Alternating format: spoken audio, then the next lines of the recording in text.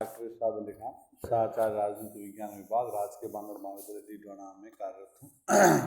आज हम अंतर्राष्ट्रीय राजनीति में समसामयिक नई प्रवृत्तियों तथा मुद्दों का अध्ययन करेंगे, यानी कि अंतर्राष्ट्रीय राजनीति में अभी वर्तमान में क्या स्थिति है, इससे हम अध्ययन करते हैं तो हम अंतर्राष्ट्रीय राजनीतिक व्यवस्था निरंतर बदलती जा रही है, कह सकते हैं। इसमें बदलाव का मुख्य कारण है समय समय पर नई प्रवृत्तियों मुद्दों का उदय होना।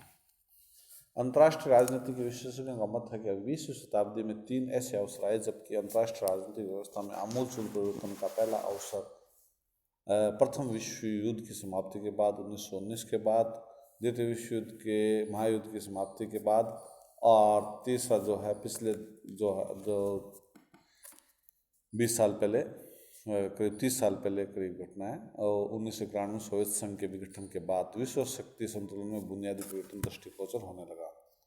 खाड़ी युद्ध की समाप्ति पर राष्ट्रपति बुश ने नई विश्व व्यवस्था की स्थापना का स्पष्ट कर दिया था, यानी कि 1991 में 2001 के बाद ऐसी घटनाएं हुई कि द्वितीय विश्व युद्ध के बाद वाली विश्व व्यवस्था पुरातन से लगने लगी। हमें कह सकते हैं कि मार्च अप्रैल 2003 में ऑपरेशन इराक फ्रीडम ने सद्दाम के शासन का ही अंत नहीं किया, अपितु संयुक्त राष्ट्र के चार्टर में ही सामूहिक सुरक्षा की अवधारणा का भी अंत किया। सन 1985 में गोर्बाचोव सोवियत संघ में सत्ता में आए। उन्होंने द्वितीय विश्व युद्ध के बाद में चली आ रही पश्चिम से टकराव की नीति को छोड़कर अमेरिका और उसके सहयोगी देशों से मिलजुल कर चलने का रास्ता अपनाया। संयुक्त राष्ट्र संघ में सारे काम सर्वसम्मति से होने लगे। इस माहौल से अमेरिका काफ़ी प्रसन्न हुआ। उसने अपने प्रस्तावित नए अंतर्राष्ट्रीय ढांचे में संयुक्त राष्ट्र की महत्ता का बखान करना शुरू कर दिया। इस नीति का उपयोग अमेरिका ने इराक को पड़ोसी देश कुवैत से खदेड़ने में जी भर कर किया। जुलाई 1990 में इराक ने कुवैत पर कब्जा कर लिया और वहाँ के शासक ने भागकर पड़ोसी देश सऊदी अरब में शरण ली। अमेरिका ने कुवैत को स्वतंत्र कराने का अभियान शुरू किया था। इस संबंध में उसने अपने प्रत्येक निर्णय का अनुमोदन संयुक्त राष्ट्र की सुरक्षा परिषद से करा। दिसंबर 1991 में विश्व में एक और बड़ी हलचल हुई। सोवियत संघ छिन्न भिन्न होकर 15 स्वतंत्र देशों में बंट गया। पिछले 4 दशकों से अमेरिका से लोहा लेने वाले विरोधी जो महाशक्ति विश्व के नक्शे से मिट गई। अब अमेरिका अकेला ही एक महाशक्ति के रूप में उभर कर आया। फिर उसने कुवैत को स्वतंत्र कराया।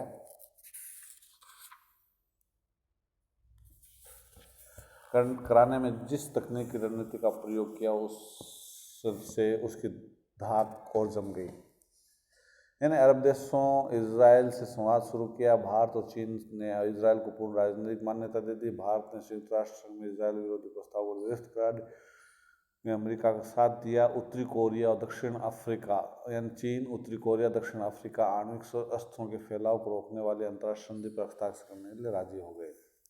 यानी कि इसके अलावा इस प्रकार खाड़ी युद्ध में अमेरिका की विजय, पूर्वी यूरोप में साम्यवाद के अवसान, साम्यवादी सोवियत संघ का विघटन और जर्मनी के एकीकरण तथा शीत युद्ध के अंत ने अंतर्राष्ट्रीय राजनीतिक समस्याओं, मुद्दों, प्रवृत्तियों का स्वरूप भी बदल दिया। यूगोस्लाविया के विघटन, वार्सा पैक्ट की समाप्ति, मध्य एशिया के मुस्लिम राज्यों का स्वतंत्र होना, अफगानिस्तान में मुस्लिम कट्टरवाद की विजय, कंबोडिया में शांति स्थापना से विश्व राजनीति के बदले परिवेश समझा जा सकता है। अंतर्राष्ट्रीय राजनीति के बदले परिवेश में निर्गुट की प्रासंगिकता पर प्रश्न चिन्ह लग गया। सोवियत संघ की समाप्ति के बाद तृतीय विश्व का मुहावरा भी कालातीत हो गया लगने लगा। बदले अंतर्राष्ट्रीय परिदृश्य में अमेरिका की नीति में एक बहुत बड़ा परिवर्तन देखने में आया। अब वह अपने प्रस्तावित नए अंतर्राष्ट्रीय ढांचे में संयुक्त राष्ट्र संघ को पहले जैसा महत्व नहीं दे रहा है। द्वितीय विश्व युद्ध के बाद से चली आ रही सांझी अंतर्राष्ट्रीय नीति को वह अब नकार रहा है। उसके स्थान पर वह अब अपना वर्चस्व चाहता है।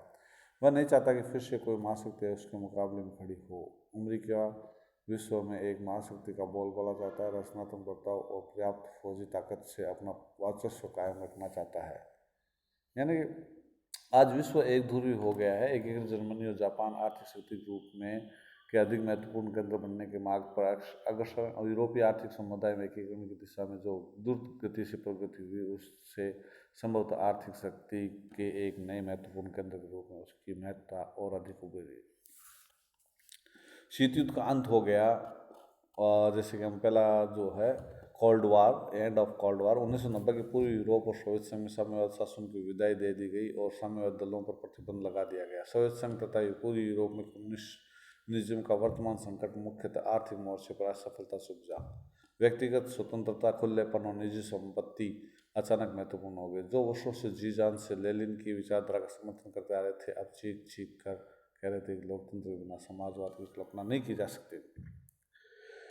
एक ध्रुवीय विश्व, द्वितीय विश्व युद्ध के बाद विश्व दो गुटों में विभाजित हो गया था, जिसमें एक गुट का नेता संयुक्त राष्ट्र अमेरिका था, दूसरे गुट का नेता सोवियत संघ था। किंतु 20वीं शताब्दी के अंतिम दशक में ऐसा लगने लगा कि विश्व में एकमात्र महान शक्ति है, वह है संयुक्त राज्य अमेरिका। इसके बाद में हम कह सकते हैं कि इस साम्यवादी गुट, यानी कि इसमें हम कह सकते हैं कि जो 1991 में इराक के खिलाफ द्वितीय महायुद्ध से भी बड़े स्तर का अंतर्राष्ट्रीय युद्ध छेड़ दिया, उसके बाद हेती, रवांडा, बोस्निया, कोसोवा में अमेरिकी ताकत आजमाइश जारी रही। अफगानिस्तान में तालिबान का सफाया 2001 महज आतंकवाद की सफाई की कार्रवाई नहीं थी, बल्कि असली मंशा थी अफगानिस्तान में पिछला बुश सरकार का गठन। इराक मसला, जो मार्च 2003 पर राष्ट्रपति बुश ने संयुक्त राष्ट्र संघ की खुली उपेक्षा की और संयुक्त सुरक्षा परिषद को नकारते हुए उसने अप्रासंगिक तक कह दिया। फ्रांस जर्मनी को दगाबाजों की धुरी बताया। फ्रांस के नतीजे भुगतने की चेतावनी तक दे डाली। इराक युद्ध के बाद विश्व में अमेरिका की महाशक्ति की छवि और अधिक पुष्ट हो गई। युद्ध के बाद विश्व में ऊर्जा के बड़े स्रोत अमेरिका के नियंत्रण में आ गए। दुष्ट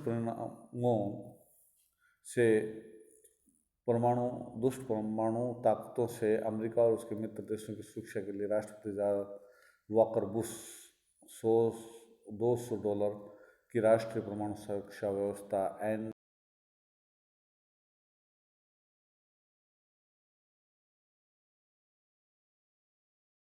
से बीच में ही नष्ट करने के लिए उपग्रहों, विमानों, मसालों और पोतों का प्रयोग किया जाना था। इससे लगता है कि अमेरिका नए सिरे से चौधराट करना चाहता है। साम्यवादी गुट का अवसान, यानी 1990-91 में एक महान क्रांति हुई। पूर्वी यूरोप में साम्यवाद को कब्र में गाड़ दिया गया। 7 नवंबर 1989 को हंगरी में, 26 जनवरी 1990 को पोलैंड में, 18 मार्च 1990 को पूर्वी जर्मनी में, 23 मई 1990 को रोमानिया में, 11 जून 1990 को चेकोस्लोवाकिया में साम्यवादी शासन का अंत हो गया। फरवरी 1990 में सोवियत संघ की कम्युनिस्ट पार्टी केंद्र समिति ने लेनिनग्राद को ध्वस्त करने का क्रांतिकारी मार्ग अपनाया। उसने सोवियत संघ के उस अनुच्छेद 6 के विलोपन का संकल्प किया जिसमें सोवियत संघ की कम्युनिस्ट पार्टी की सत्ता पर एकाधिकार की गारंटी दी गई थी। साथ ही प्रशासन की कार्यकारी शक्ति, प्रशासन शक्ति, महासचिव के स्थान पर राष्ट्रपति को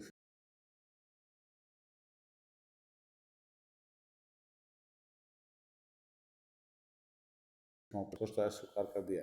उसने घोषणा की, पार्टी का विचार है कि उत्पादन के साधनों के स्वामित्व सहित निजी संपत्ति का अस्तित्व देश के आर्थिक विकास की वर्तमान अवस्था के प्रतिकूल नहीं है।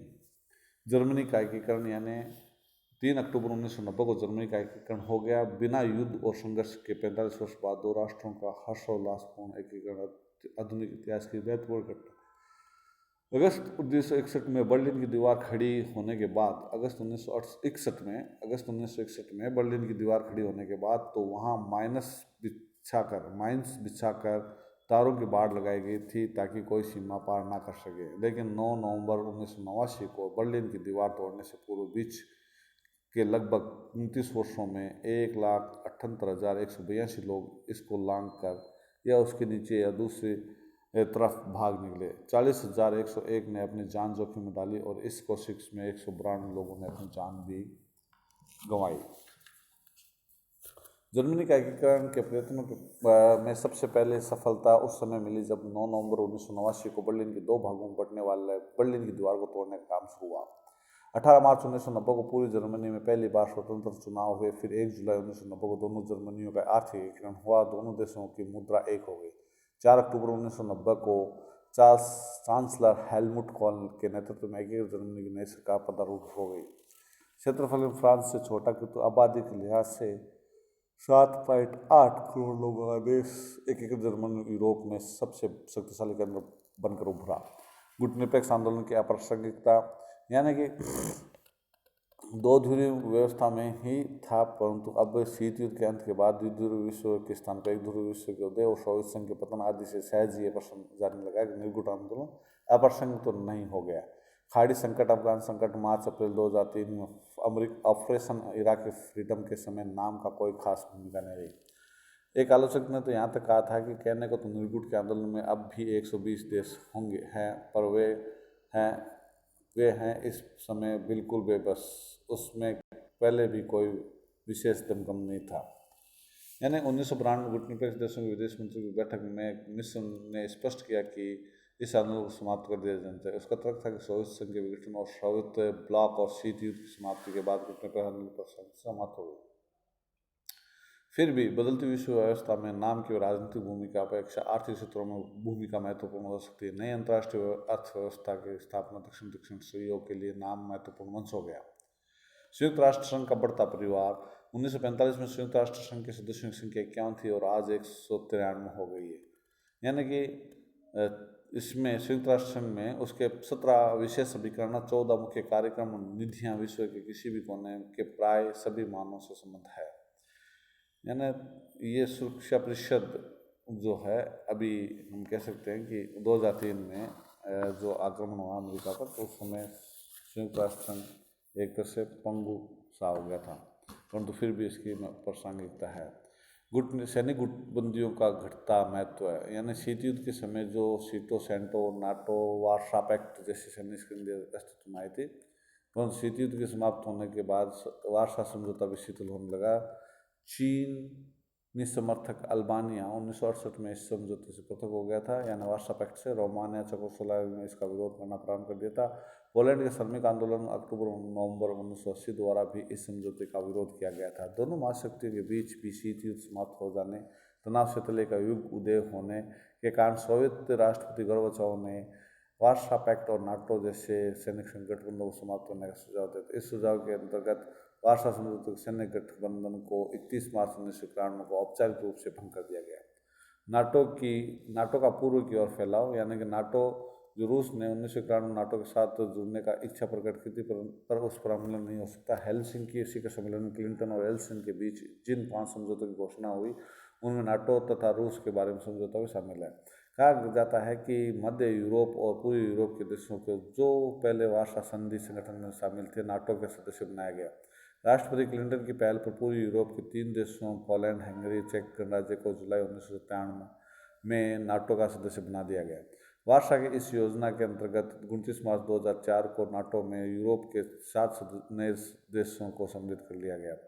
इन राज्यों में से 6 राज्य ऐसे हैं जो साम्यवादी गुट और वार्सा पैक्ट के सदस्य रह चुके हैं। ये राज्य Bulgaria, Latvia, Estonia, Romania, Lithuania और स्लोवाकिया। नाटो अब रूस के दरवाजे पर दस्तखत दे रहा है। पूर्वी सोवियत राष्ट्रपति गोर्बाचोव के अनुसार नाटो को पूर्व की ओर फैल के बड़े गंभीर नतीजे निकल सकते हैं और द्वितीय महायुद्ध के बाद पश्चिमी देशों को यह पहली बड़ी भूल होगी। कोसोवा और सर्बिया से पृथक करने की रणनीति के अंतर्गत अमेरिका नेतृत्व में नाटो ने सर्बिया पर 11 सप्ताह तक बमबारी की। नाटो की यह भूमिका सर्वत्र आलोचना का कारण बनी। बाजारोन्मुख अर्थव्यवस्था यानी मार्केट इकोनॉमिक्स जो बढ़ी, और उसके तहत जैसे कि सोवियत संघ में भी हुआ। मुक्त अर्थव्यवस्था या पूंजी तंत्र ने अपनी क्षमता को पिछली 2 शताब्दियों से सिद्ध किया हुआ है। अतीत और वर्तमान में अनेक प्रतिस्पर्धात्मक प्रणाली पूंजीवाद की प्रणाली को समाप्त कर उसकी जगह लेने आती रही, किंतु कोई भी प्रणाली इतनी उत्पादनशील सिद्ध नहीं हुई। यानी त्वरित आर्थिक विकास के लिए दुनिया के अधिकांश देशों ने पूंजीवादी मॉडल और बाजारोन्मुख अर्थव्यवस्था का सिद्धांत अपना दिया है। यानी मुक्त व्यापार, प्रतियोगिता, स्वतंत्र समझौते और स्वतंत्र बाजारू समाज, आर्थिक क्षेत्र में राज्य का कम से कम नियंत्रण, निजी संपत्ति और आर्थिक स्वतंत्रता। यूरोप के एकीकरण की दिशा में बढ़ते कदम, यानी कि यूरोप में जनवरी 1999 में संयुक्त यूरोप मुद्रा का औपचारिक चलन प्रारंभ हुआ और 11 दिसंबर 1991 को संपन्न मैस्ट्रिक्ट संधि यूरोपीय एकीकरण की दिशा में एक महत्वपूर्ण सीमा चिन्ह है। इस संधि के अंतर्गत यूरोपीय समुदाय के देशों को में समान मुद्रा का चलन हुआ। संधि के अनुसार समान मुद्रा के साथ साथ 1 जनवरी 1999 में से एक यूरोपीय केंद्रीय बैंक की स्थापना की गई। 1 मई 2004 को यूरोप के इतिहास की महत्वपूर्ण घटना हुई। 10 नए राज्यों ने यूरोपीय संघ की सदस्यता ग्रहण की, जिनमें से 8 देश तो पूर्व सोवियत संघ के सदस्य रह चुके थे। ये देश हैं हंगरी, साइप्रस, चेक गणराज्य, एस्टोनिया, लाटविया, लुथानिया, माल्टा, पोलैंड, स्लोवाकिया, स्लोवेनिया। यूरोपीय संघ के सदस्य संख्या अब बढ़कर 28 हो गई है। 29 अक्टूबर 2004 को 25 सदस्य ये यूरोपीय संघ के पहले संविधान के मसौदे पर यूरोप के राजनेताओं ने रोम के कैपिटोलाइन हिल स्थित कैपिटल हॉल में हस्ताक्षर किए। संविधान को सदस्य राष्ट्रों की संसद ने अनुमोदन के पश्चात 2007 तक लागू करने की योजना थी, किंतु यूरोप के राजनीतिक एकता की मांग में एक बड़ा अवरोध 29 मई 2005 को उस समय उत्पन्न हुआ, जब यूरोपीय संघ के संविधान को फ्रांस की 55% जनता ने जनमत संग्रह में ठुकरा दिया। उसके बाद नीदरलैंड की जनता ने भी जनमत संग्रह में संविधान को अस्वीकृत कर दिया। दोनों देश यूरोपीय संघ के जन्मदाता देश हैं। मई जून 2005 में यूरोपीय संघ की दुनिया ही बदल गई। संघ के जन्म देने वालों ने ही इसकी संविधान को नकार दिया। फ्रांस हॉलैंड में खास घरेलू कारण भी रहे। दोनों देशों में चुनी हुई सरकारों के प्रति अच्छी खासी नाराजगी है। फ्रांस में शिराक को नापसंद किया जा रहा था। हॉलैंड की क्रिश्चियन डेमोक्रेटिक सरकार भी आर्थिक मोर्चे पर नाकामी के कारण अलोकप्रिय हो चुकी थी। यानी कि हम कह सकते हैं 13 दिसंबर 2007 को 27 सदस्यीय यूरोपीय संघ के सदस्यों ने संघ के निर्णय प्रक्रिया सुधार के लिए एक महत्वपूर्ण संधि पर लिस्बन में हस्ताक्षर किए।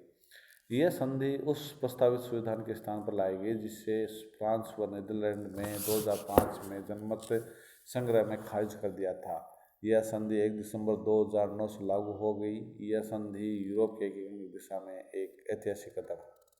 नव उपनिवेशवाद में हमें कह सकते हैं कि विकासशील देश उपनिवेशवाद का विरोध कर रहे थे और नए अंतर्राष्ट्रीय अर्थव्यवस्था की स्थापना चाहते थे, किंतु हाल ही में गेट के महानिदेशक आर्थर डुंकल के प्रस्तावों से नव उपनिवेशवाद खतरा बढ़ गया।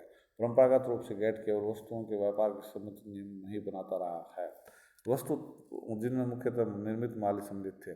उर्ग्वे वार्ता के 8वें दौर में परंपरा से हटकर वार्ता क्षेत्र का विस्तार किया गया। पहली बार वार्ता सूची में नए 4 क्षेत्र जोड़े गए: व्यापार से संबंधित निवेश उपाय, बौद्धिक संपत्ति अधिकार के पहलुओं से संबंधित व्यापार, सेवाओं व्यापार, कृषि। गेट वार्ता की सूची में ये क्षेत्र विकसित देशों के आदेश से शामिल किए गए। विकासशील देशों की दृष्टि से गेट समझौते का सर्वाधिक ऋणात्मक पहलू यह रहा कि केवल व्यापार तक ही सीमित नहीं है, इसमें कृषि, सब्सिडी, बौद्धिक संपदा अधिकार, पेटेंट्स, कॉपीराइट, ट्रेडमार्क आदि विदेशी निवेश उपायों और तथा सेवाओं को भी शामिल कर दिया गया। इस समझौते में विकासशील देशों को मांग और आवश्यकताओं पर अधिक ध्यान नहीं दिया, केवल विकसित देशों के व्यापार प्रसार हितों को ही आगे बढ़ाने की चेष्टा की गई।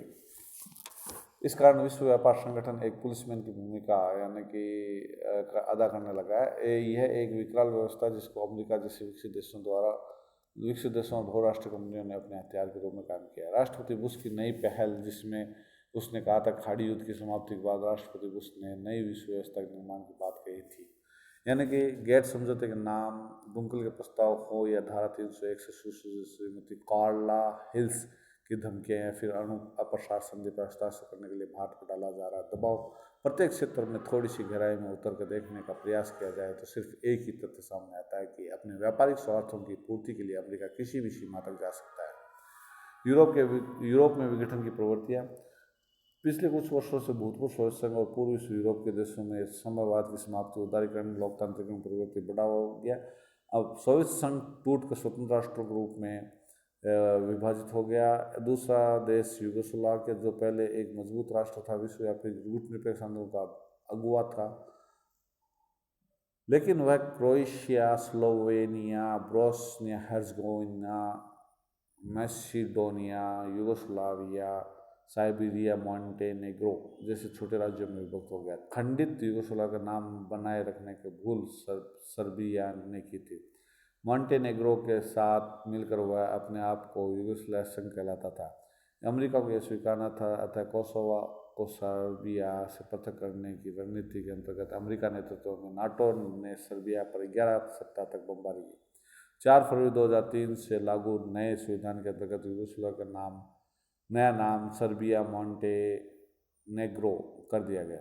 नए संविधान के अंतर्गत सर्बिया मॉन्टेनेग्रो को एक संघ के रूप में बंधे रहने की बाध्यता 3 वर्षों के लिए रखी गई। 3 जून 2006 को मॉन्टेनेग्रो ने स्वयं को स्वतंत्र एवं संप्रभु रिपब्लिक ऑफ मॉन्टेनेग्रो घोषित कर दिया। वर्तमान सर्बियाई प्रांत कोसोवो भी स्वतंत्र राज्य बनने के लिए छटपटाने लगा। 17 फरवरी 2008 को कोसोवो ने अपनी स्वतंत्रता की घोषणा कर दी, जिससे अब तक 75 संयुक्त राष्ट्र सदस्य देशों ने मान्यता प्रदान की। विघटन की इस प्रवृत्ति ने पड़ोसी चेकोस्लोवाकिया को भी अपनी चपेट में ले लिया, जहां आर्थिक असमानता और जाति भेदभाव के कारण विघटन की मांग को बल दिया गया। चेक और स्लोवाक के नेताओं ने 19 जून 1992 को इस बारे में समझौता हो गया कि 75 वर्ष पुराने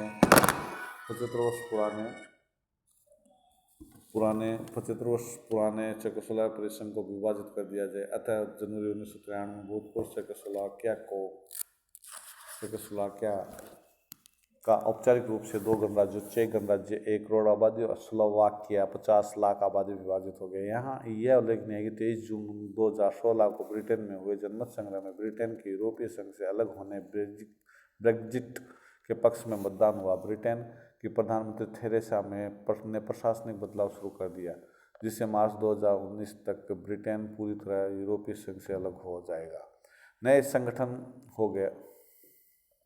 नए संगठनों का आविर्भाव जैसे कि सीटो वार्सा जैसे संगठनों के प्रभाव के साथ साथ राष्ट्रों के मध्य आपसी सहयोग के नए संगठनों समूह का निर्माण हुआ। इसमें SAARC, ASEAN, group 8, group 15, group 24, Asia प्रशांत आर्थिक सहयोग संगठन एपेक, नाफ्टा, उत्तरी अमेरिका मुक्त व्यापार समझौता, हिमसेस, हिंद महासागर तटीय क्षेत्रीय सहयोग संगठन, BIMSTEC, Bangladesh, Bharat, Sri Lanka, Thailand, Myanmar, Bhutan और नेपाल द्वारा निर्मित क्षेत्रीय सहयोग समूह, D8 टर्की की पहल पर 8 विकासशील इस्लामिक राष्ट्रों द्वारा पारस्परिक आर्थिक सहयोग हेतु निर्मित समूह, संघई 5, अब Shanghai 6, Asian cooperation dialogue ACD, G8 विश्व सामाजिक मंच WSF, खाड़ी सहयोग परिषद GCC, यूनासूर, G20, ब्रिक्स आदि के नाम उल्लेखनीय। नाटो, वार्सा पैक्ट,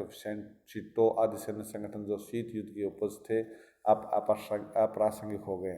उनका स्थान नाफ्टा, साफ्टा जैसे आर्थिक स्वरूप के संगठनों ने ले लिया। इस समय WTO के अंतर्गत विश्व व्यापार स्वायत्तता के अवरुद्ध होने के कारण विश्व विदेशी व्यापार के द्विपक्षीय मुक्त व्यापार समझौता FTA एकाएक बढ़ते हुए दिखाई दे रहे हैं। ये एक अच्छी बात है कि WTO कुछ शर्तों के साथ सीमित दायरे वाले FTA की इजाज़त भी देता है। FTA में कुछ देशों के समूह द्वारा शेष विश्व की तुलना में आपस में अधिक मुक्त तरीके से व्यापार किया जाता है।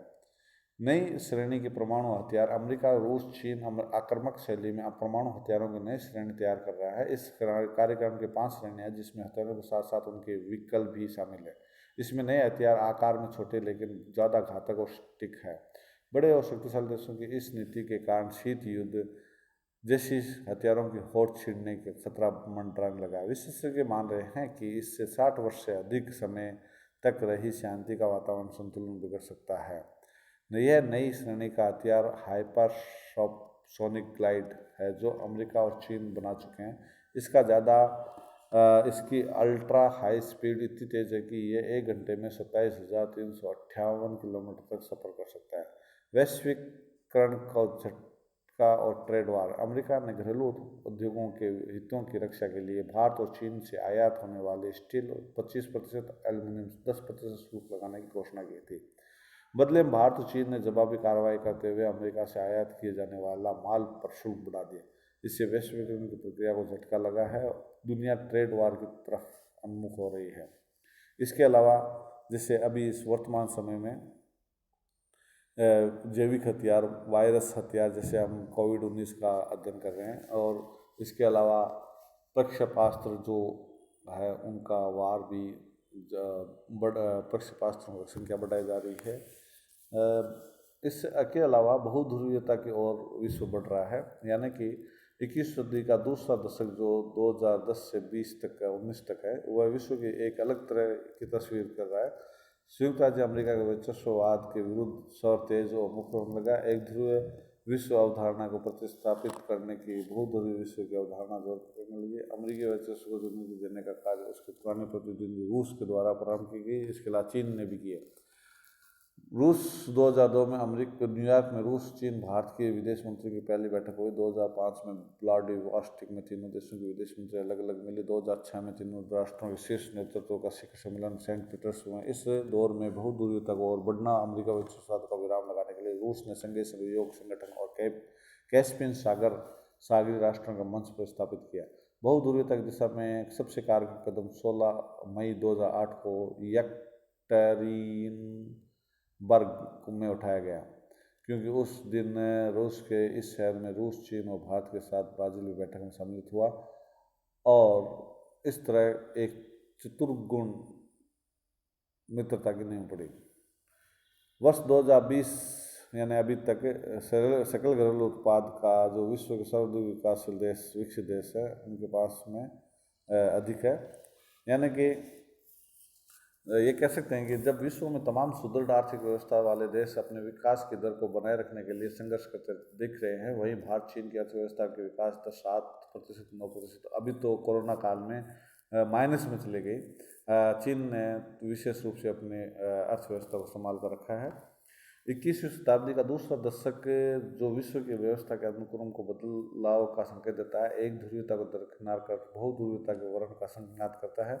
विश्व अर्थव्यवस्था में अमेरिका के लंबे एकाधिकार को चुनौती देते हुए चीन, भारत, ब्राज़ील जैसे तीसरी दुनिया के देश, विशेष रूस भी राष्ट्र महाशक्ति की दावेदारी प्रस्तुत कर सकते हैं। आज हम इतना ही अध्ययन करेंगे।